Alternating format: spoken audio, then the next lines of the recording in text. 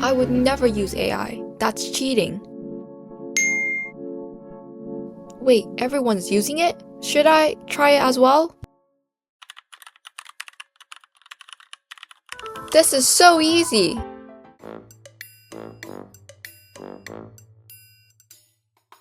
What? Have I lost it? Why can't I even make the easiest decisions? Have I become so reliant on AI that I can't even choose where to eat? What am I doing? 3 in every 4 students use AI for their homework. Nearly half of those students believe they're losing their critical thinking abilities due to AI.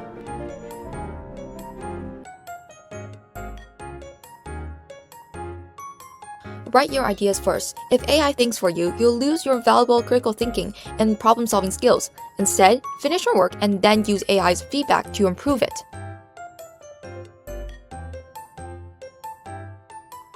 AI has flaws. The training it underwent contains biases and errors, so always think critically and fact-check its output.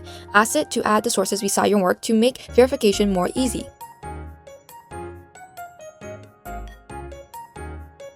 Always question AI's step when you're confused. Ask, why do you recommend this? Or show other interpretations. Doing so can help you spot errors and strengthen your critical thinking.